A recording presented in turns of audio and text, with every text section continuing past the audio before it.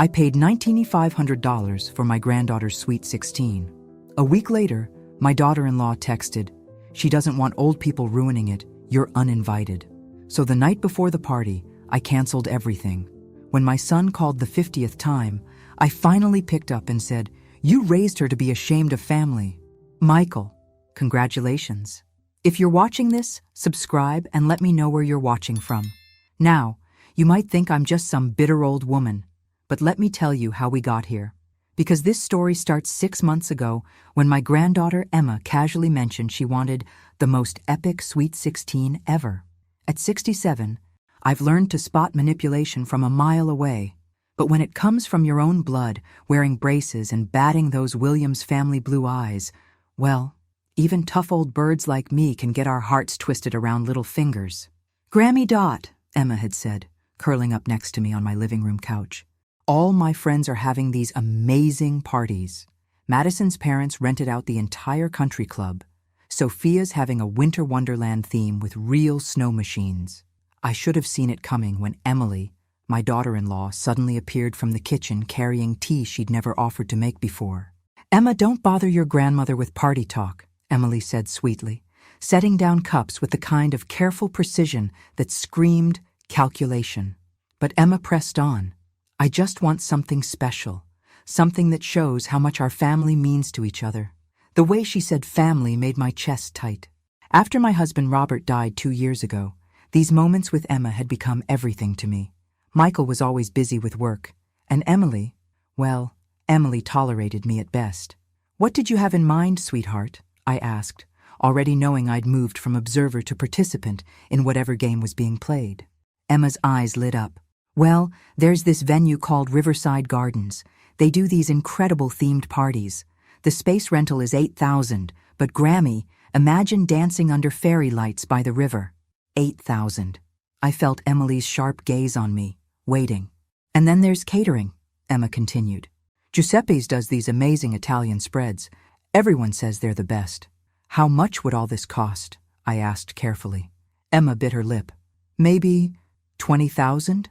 I know it sounds like a lot, but Grammy, this is my Sweet 16. It only happens once. $20,000. My Social Security and Robert's pension were comfortable, but $20,000 was serious money. Still, looking at Emma's hopeful face, I felt myself wavering. "Let me think about it," I said.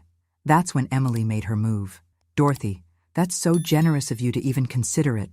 I told Emma she was dreaming too big, but you've always been the kind of grandmother who makes dreams come true." The flattery was thick as molasses, but something in her tone bothered me. There was an edge underneath the sweetness, like she was reading from a script. 3 days later, Emma called crying. "Madison's mom said I can't compete with her party if I'm having some backyard barbecue. Grammy, please, I'll be humiliated." That night, I wrote the first check. Now, before you judge me too harshly for falling for the oldest trick in the book, let me paint you a picture of my family dynamics, or what I thought they were. Michael is my only child. When his father left us when he was 12, it was just Mike and me against the world. I worked double shifts at the hospital, scraped together college tuition, and watched him grow into a man I was proud of. He became an engineer, married Emily when he was 35, and gave me the granddaughter I'd always dreamed of having. Emily Patterson Williams came from money, old Chicago money, the kind that comes with trust funds and summer houses in Michigan.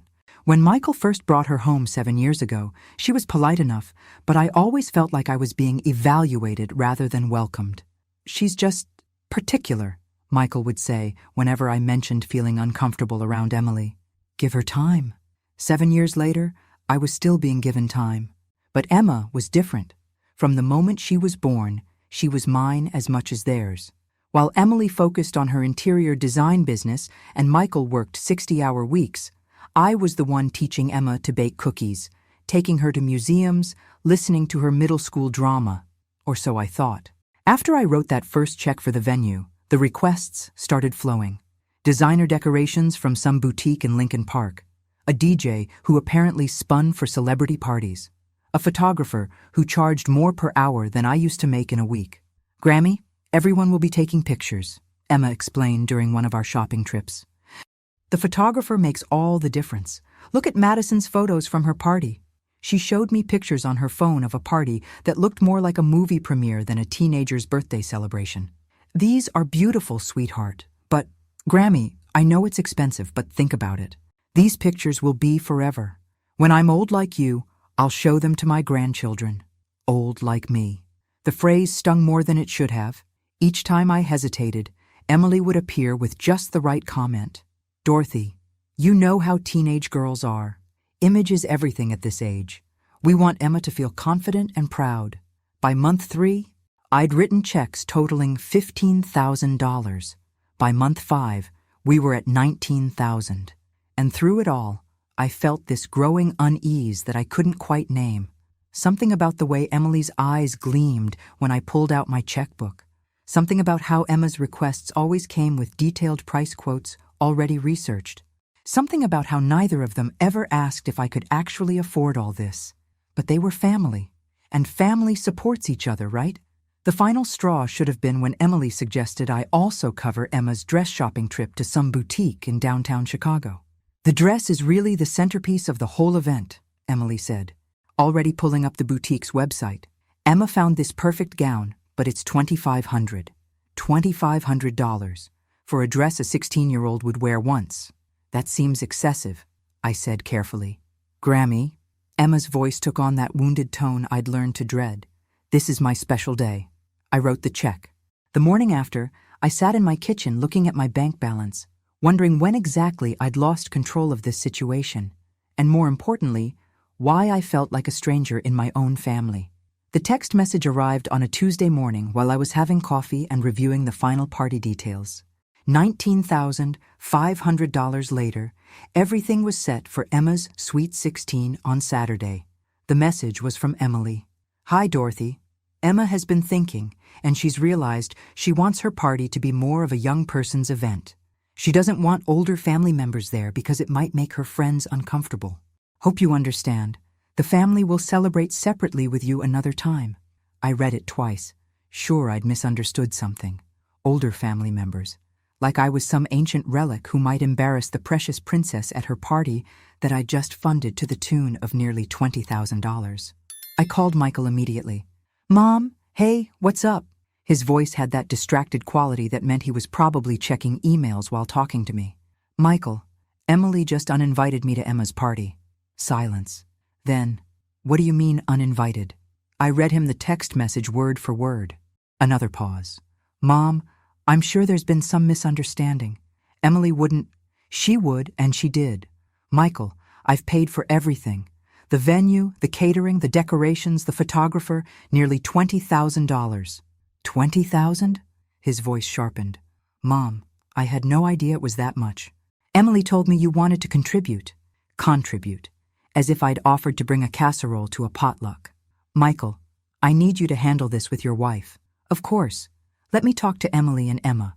I'm sure we can work this out. But deep down, I already knew we couldn't. You don't accidentally send a message that cruel. You don't casually uninvite the person who's paying for the entire event unless you never wanted them there in the first place. That afternoon, I did something I probably should have done months ago. I started making phone calls. First, I called Riverside Gardens. Mrs. Williams, the event coordinator said warmly. Everything's all set for Saturday. The final payment cleared this morning. About that, I said. I need to know about your cancellation policy. There was a pause. Well, for events this close to the date, we typically require full payment. However, if there's a genuine emergency. Next, I called Giuseppe's Catering. Mrs. Williams, we're so excited for Emma's party. The Italian spread is going to be magnificent. What would happen if I needed to cancel? The caterer's voice became cautious. Cancel? Ma'am, the event is in 4 days. We've already purchased the ingredients, assigned staff.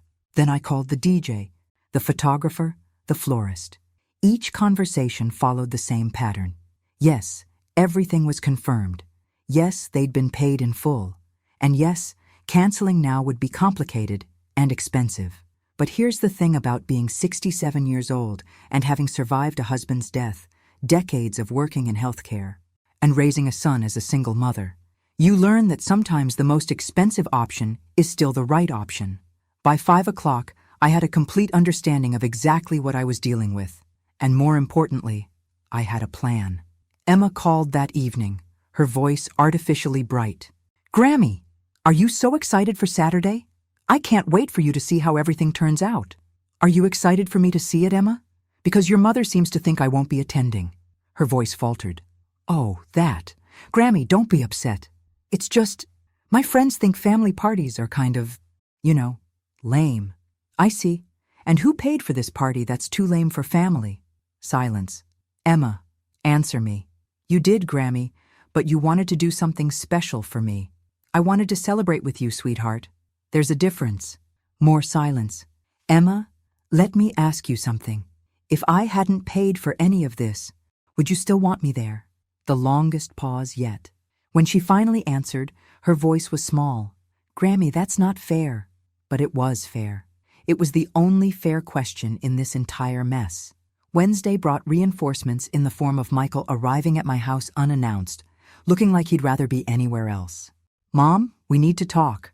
I let him in but didn't offer coffee. This wasn't a social visit. "Emily explained everything," he began before he'd even sat down. "Emma's going through a phase. You know how teenage girls are about appearances." "Do I? Enlighten me, Michael.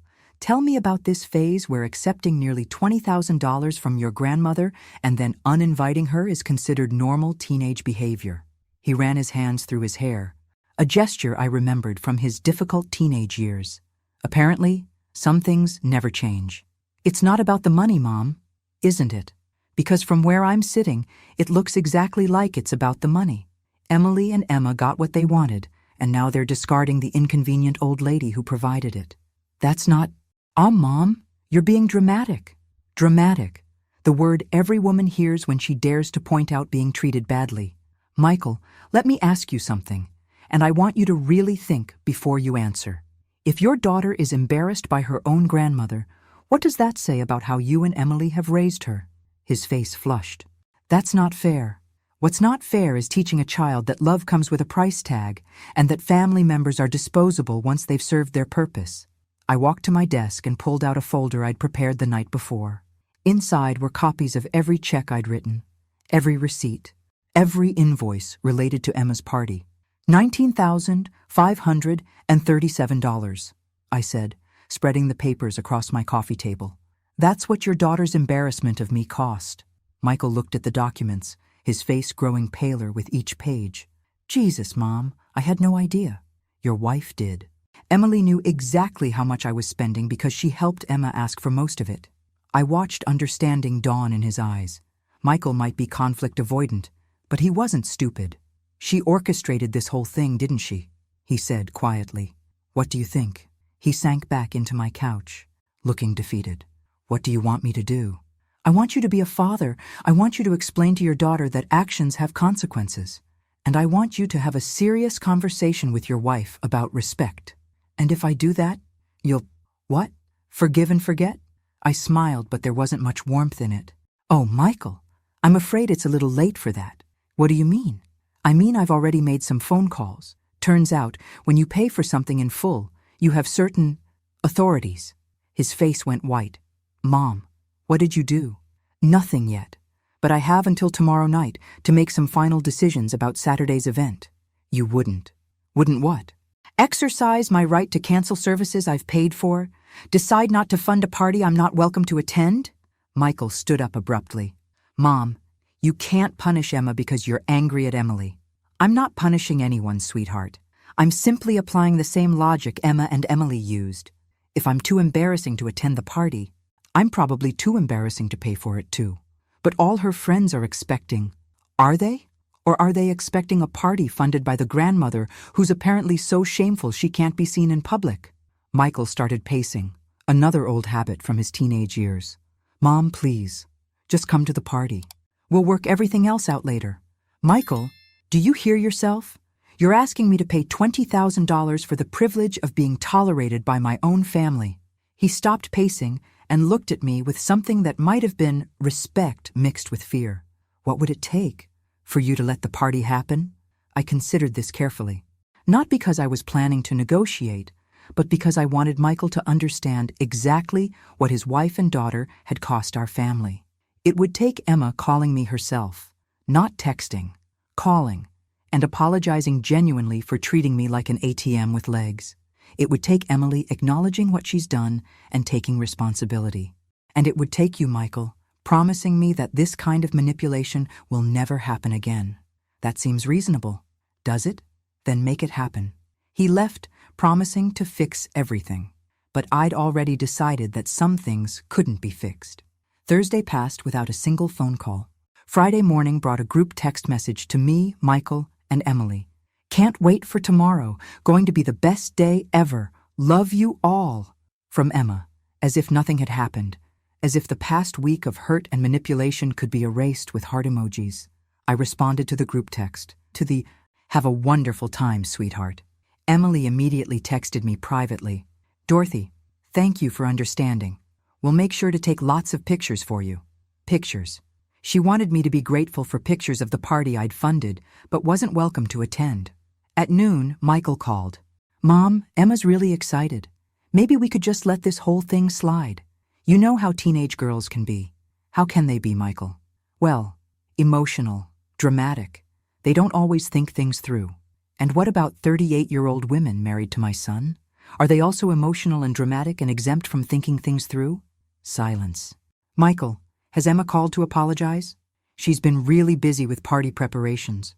That's not what I asked. No, she hasn't called. Has Emily acknowledged what she's done?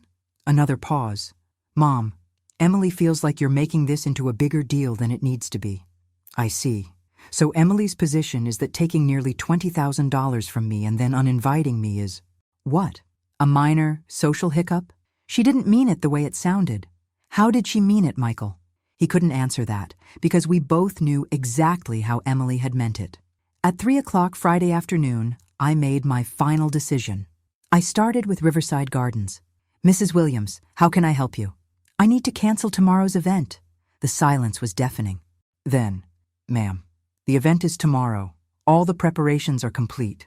I understand this is unusual. I'm willing to pay whatever penalties are necessary.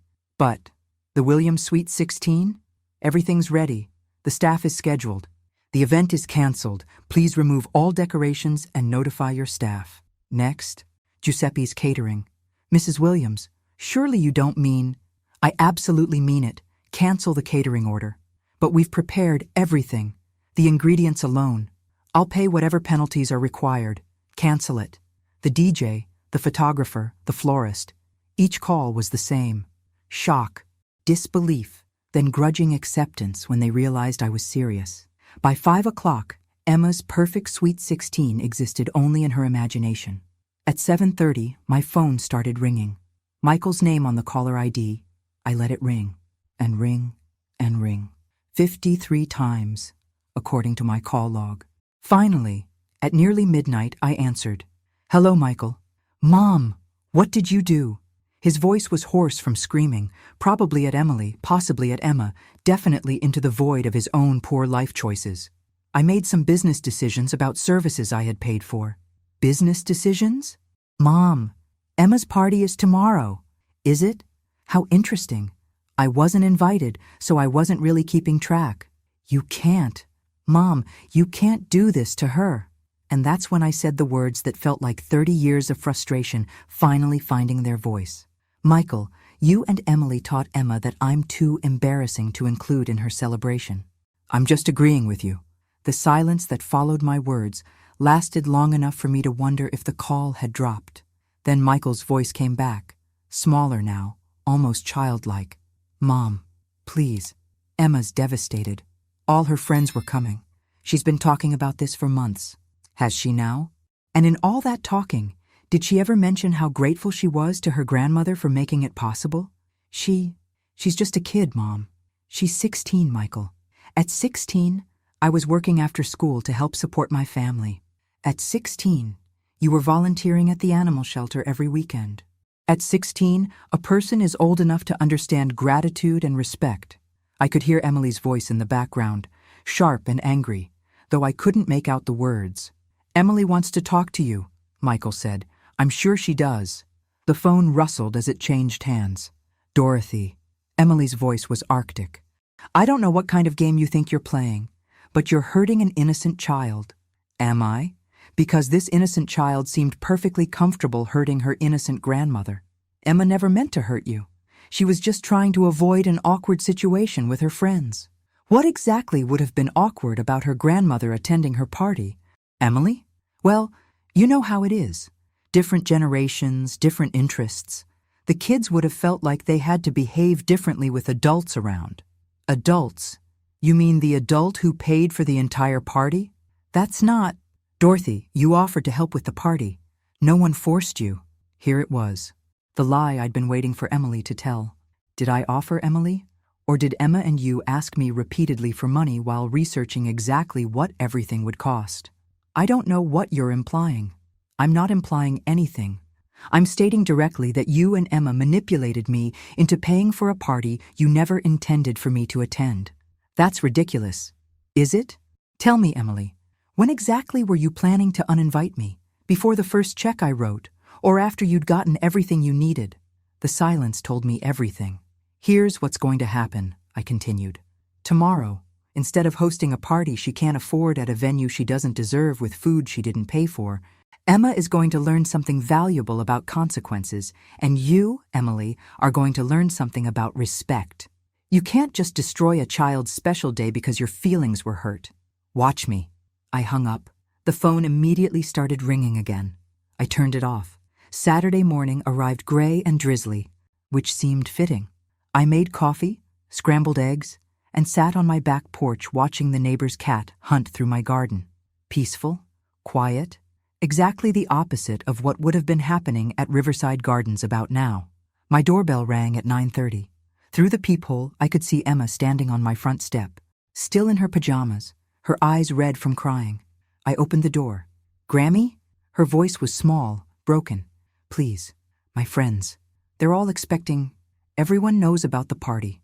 Looking at her, I felt a sharp pang of something that might have been regret. This was still my granddaughter. This was still the little girl who used to beg me to read just one more bedtime story.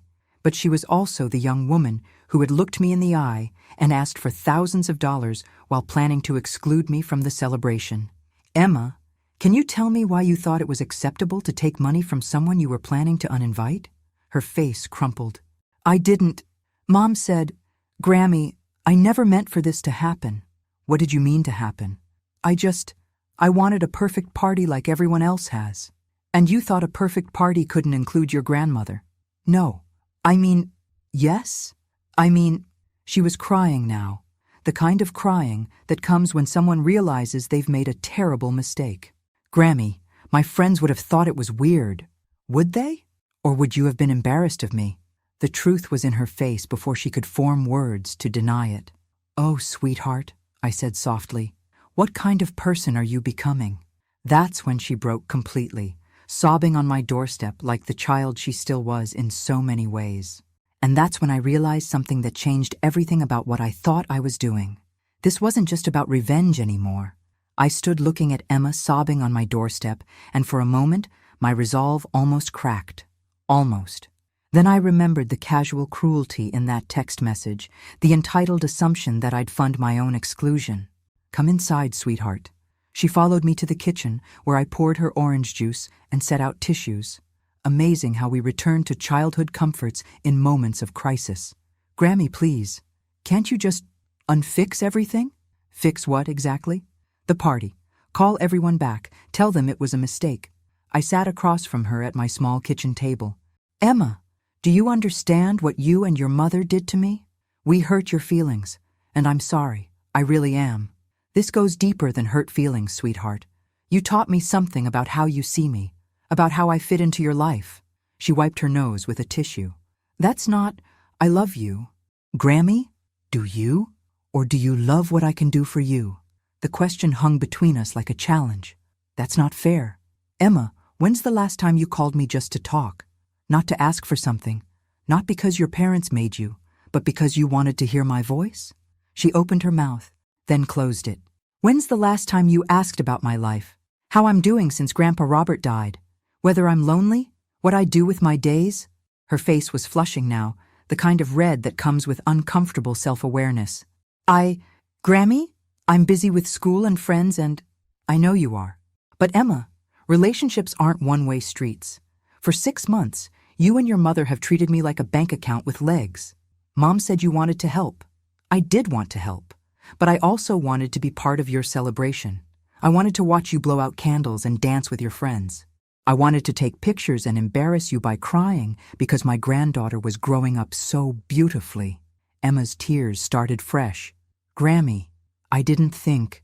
No, you didn't. You thought about what you wanted and how to get it. You didn't think about how it would feel to be discarded once I'd served my purpose. I can fix this.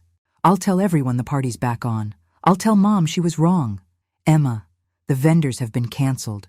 The deposits are lost. But more importantly, something between us broke this week, and it can't be fixed with apologies. What do you mean? I reached across the table and took her hand. I mean, you need to decide who you want to be. Sweetheart, the kind of person who uses people, or the kind who values them. I do value you. Then prove it. Before she could ask how, my doorbell rang again. Through the peephole, Emily, looking like she'd dressed in a hurricane. I opened the door. Where is she? Emily demanded, pushing past me. Emma, get in the car, now. Mom, I'm talking to Grammy. You're manipulating your grandmother, just like she manipulated us. I actually laughed. I'm sorry, what did I manipulate you into doing, Emily?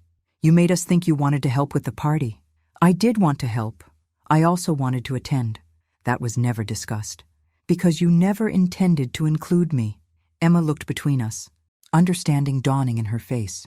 Mom, Emma said slowly, did you always plan to uninvite Grammy? Emily's pause was answer enough. Emily's face went through several expressions before settling on defensive anger. Emma, you said you wanted a party just for your friends.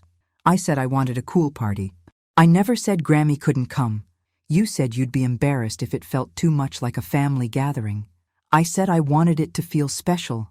That doesn't mean Grammy couldn't be there. I watched this exchange with fascination.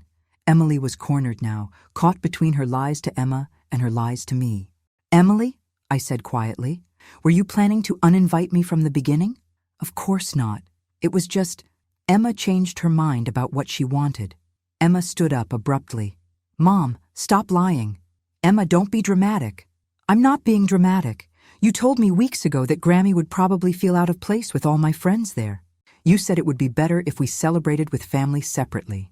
Emily's face went white. You convinced me it would be awkward for everyone, Emma continued, her voice growing stronger. But you never said anything about Grammy paying for everything. Emma, your grandmother offered. She offered because you and I asked her to. Over and over again. I felt a surge of something that might have been pride. Emma was finally seeing the manipulation clearly. And now all my friends know about the party, and nothing's happening, and everyone's going to think I'm a liar, Emma continued, tears starting again. Sweetheart, I said gently, what do you think matters more? What your friends think, or what kind of person you're becoming? I don't know, she wailed. I just wanted a perfect party. Emma, Emily said sharply, stop making this bigger than it is. Your grandmother is being vindictive because her feelings got hurt. That word. Vindictive. As if standing up for myself was somehow wrong. Emily, let me ask you something. If I hadn't paid for this party, would Emma have been upset about not having it? That's not the point. It's exactly the point. You created a situation where Emma felt entitled to something she couldn't afford, then excluded the person who made it possible. We were going to include you in other ways. What other ways? Emily faltered. Pictures, stories about the party. So I could pay for the privilege of hearing about the fun I wasn't allowed to have. Emma was staring at her mother with something that looked like horror. Mom, that's awful. Emma, you don't understand adult relationships. I understand that Grammy paid $20,000 for something she wasn't allowed to attend. Emily's composure was cracking. Your grandmother has plenty of money. It's not like this was a hardship for her. That stopped me cold. Excuse me? Well, Robert left you very comfortable. It's not like you have anything else to spend money on. The audacity was breathtaking. In Emily's mind, my money wasn't really mine because I didn't have the right kind of expenses. Emily, Whether I can afford something doesn't give you the right to take advantage of me. No one took advantage. Mom. Yes, you did. Emma's voice was steady now. We totally took advantage of Grammy. Emily turned on her daughter. Emma, we are leaving. Now. No. The word hung in the air like a gauntlet thrown down. What did you say? I said no, Mom. I want to talk to Grammy. Emma, get in the car this instant. Or what? You'll ground me? Cancel my party? I almost smiled at that. Emma already canceled it. Emily whirled on me. You think you're so clever, don't you? I think I finally understand what I'm dealing with.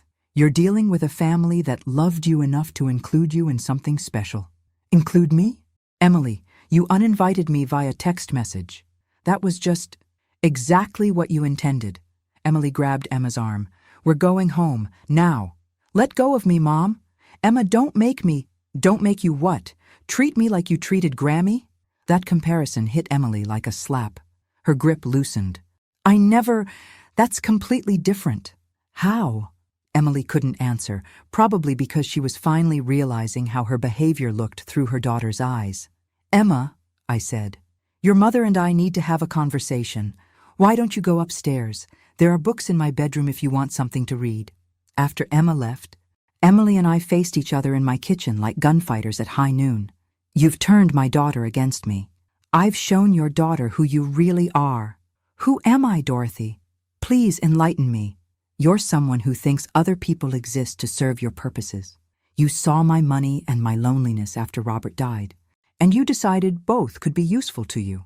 That's not true, isn't it? Tell me, Emily, before you needed money for this party, how often did you call me? How often did you invite me over just because?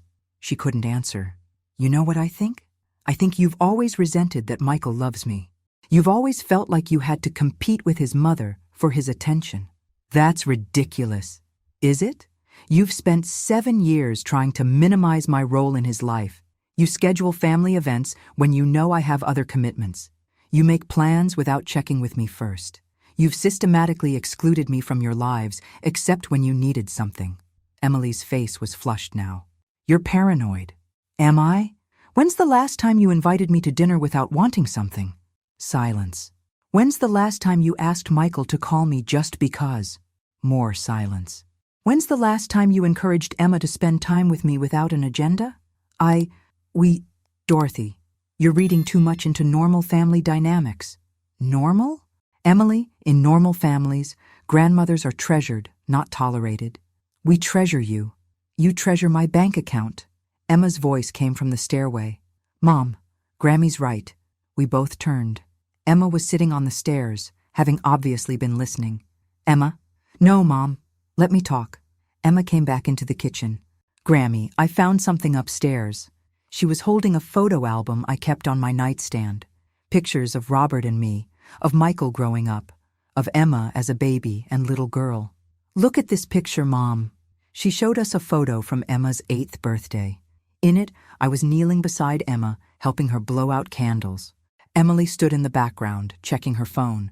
And this one, another photo, Emma's school play 2 years ago. I was in the front row, clapping enthusiastically. Emily was visible in the back, talking to another parent. And this one, Emma's middle school graduation. I had my arm around Emma, both of us beaming. Emily was turned away, talking to someone else. I never noticed before, Emma said quietly. But Grammy, you're in all my important moments. And Mom, you're there, but you're not really there. Emily's face was crumbling. Emma, that's not... I was there for all those things. Physically? Yes, but Grammy was present. There's a difference. The wisdom in my 16-year-old granddaughter's words took my breath away. And I treated her like she didn't matter, Emma continued, tears starting again. I let you convince me that having her at my party would be embarrassing. Emma? No. Mom, I need to say this. Emma turned to me. Grammy, I am so sorry, not just for the party, for everything, for taking you for granted, for not seeing how much you love me, for letting Mom make you feel unwelcome. Sweetheart, I want to be different. I want to be the kind of person who deserves a grandmother like you. And that's when my heart completely broke open. 3 weeks later, I was sitting in my lawyer's office, reviewing documents I never thought I'd need. "Are you certain about this, Dorothy?" Marcus asked, his gray eyebrows raised with concern. "I'm certain. Because once we file this—" "Marcus, I'm 77 years old. My husband is gone. My son apparently learned nothing from the party debacle. And my daughter-in-law just proved she's exactly who I thought she was." The party cancellation had been just the beginning. In the aftermath, Emily had launched a campaign of emotional manipulation that would have impressed a political strategist. First came the guilt. Phone calls about how I'd traumatized Emma. Text messages about Emma crying herself to sleep. Voicemails about the lasting psychological damage I'd caused a child. Then came the threats. Emily had suggested that perhaps my decision-making capabilities weren't what they used to be. Perhaps Michael needed to become more involved in my financial affairs. Perhaps I needed help managing my money. The final straw came when I discovered Emily had called my bank, claiming to be my daughter-in-law concerned about unusual account activity. She'd actually tried to get information about my finances. "Mrs. Patterson-Williams," the bank manager had told me when I called to complain. We didn't provide any information, of course, but she was quite persistent. She seemed to think she had some right to access your accounts. That's when I called Marcus. "The trust structure you're proposing is quite complex," Marcus said now, reviewing the papers. "Are you sure you don't want to discuss this with Michael first?" Michael had 3 weeks to have an adult conversation with his wife about boundaries and respect. Instead, Emily has doubled down on her behavior. What exactly happened? I pulled out my phone and showed him the text messages. From Emily: "Dorothy, we need to talk about your increasing isolation and erratic behavior. Michael is concerned." From Emily: "Your vindictive response to a simple misunderstanding suggests some concerning changes in your personality." From Emily: "We think it might be time to consider whether you should be making major financial decisions alone." Marcus whistled low. "She's questioning your mental competency? She's setting up a narrative where I'm the unstable old woman who needs her family to protect her from herself. And Michael is caught in the middle, trying to keep everyone happy, which means he's effectively enabling Emily's behavior." Marcus set down the documents. "Dorothy, what you're proposing will protect your assets, but it will also create significant family conflict. The family conflict already exists. I'm just refusing to pretend it doesn't. Walk me through this one more time." I took a deep breath. "The trust gets everything. The house, the investments, Robert's life insurance money, all of it. Emma gets an education fund that Emily can't touch. Michael gets a modest inheritance when I die, but only if he's maintained a respectful relationship with me. And if he hasn't, his portion goes to charity. That's a powerful incentive for good behavior. It's also a test. If Michael chooses Emily's manipulation over his mother's well-being, then he's not the son I raised, and he doesn't deserve Robert's legacy." Marcus nodded slowly. "And the immediate changes? My house gets transferred to the trust tomorrow. All my accounts get restructured. Emily will wake up Monday morning to discover that her financial access to me has been completely eliminated. She's going to be furious. She's going to be exactly what she's always been. The only difference is now she won't be able to hide behind fake concern and manipulation. And Emma?" I smiled for the first time in weeks. "Emma has been calling me every day since the party incident. Real calls, about school, about friends, about whether she should try out for the debate team. She's also started asking about Robert, about what he was like, about our life together. That's wonderful. She's becoming the person I always knew she could be. Sometimes people need to see the consequences of their choices before they can change." Marcus gathered the papers. "I'll have everything ready by Monday." "Good. Dorothy, once this is done, there's no going back." "Marcus, I haven't been truly happy in my own family for years. They've made me feel like a burden, an obligation, an inconvenient reminder of their duty. The only person who treats me like I matter is my granddaughter, and she had to learn that by watching me stand up for myself. And if Michael chooses Emily over rebuilding his relationship with you, then I'll know where I stand, and I can stop pretending otherwise." That night, Emma called. "Grammy, are you really going to change your will? Word travels fast in families. How did you hear about that?" "Mom was screaming about it to Dad. Something about financial manipulation and you losing your mind. What do you think?" "Sweetheart, I think Mom's scared because she can't control you anymore. 6 months after the Sweet 16 that never happened, Emma graduated from high school as valedictorian. I sat in the front row, crying proud tears as she delivered a speech about courage, integrity, and the people who love us enough to hold us accountable. After the ceremony, she found me in the crowd. "Grammy, there's something I want to tell you." "What's that, sweetheart?" "I've been thinking about that day when you canceled the party. At first I was angry and hurt and embarrassed. I know you were. But then I realized something. You loved me enough to let me be angry with you if it meant teaching me something important." I felt tears starting again. "What did you learn?" "I learned that real love isn't about giving people what they want. It's about helping them become who they're supposed to be." My remarkable granddaughter had understood something it had taken me 67 years to figure out. I also learned that you can't treat people badly and expect them to keep accepting it just because you're family. That's a hard lesson. It is. But Mom needed to learn it too. I looked around the graduation reception. Michael was talking to other parents, looking proud and happy. Emily stood nearby, but she wasn't engaging with the group. In fact, she'd barely spoken to me beyond polite greetings. The trust had done exactly what I'd intended.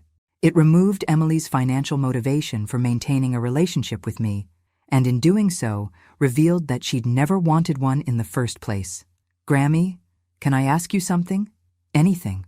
Do you ever regret what you did?" I thought about this carefully. I regret that it was necessary. I regret that your mother and I couldn't find a way to respect each other, but I don't regret standing up for myself. Dad says you've changed. Have I? You're stronger now. More yourself, if that makes sense. It made perfect sense. For years, I'd been shrinking myself to fit into their version of who I should be. Convenient, undemanding, grateful for whatever scraps of attention they threw my way. Emma, I want to tell you something important. You never have to accept being treated badly, not by friends, not by romantic partners, not even by family.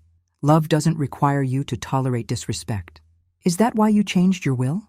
To protect yourself? I changed my will to protect what your grandfather and I built together.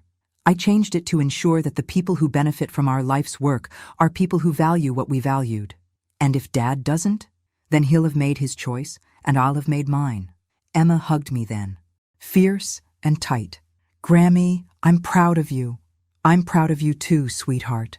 As we stood there in the crowded reception hall, I felt something I hadn't experienced in years, complete peace with my decisions. The party that never happened had cost me $19,500, but it had bought me something priceless. The knowledge that I was worth more than convenience, more than obligation, more than the role others wanted me to play. 6 months later, Emma started college with a full scholarship and a trust fund that would cover anything the scholarship didn't. Michael and I had coffee once a week, slowly rebuilding our relationship on terms that respected both of us.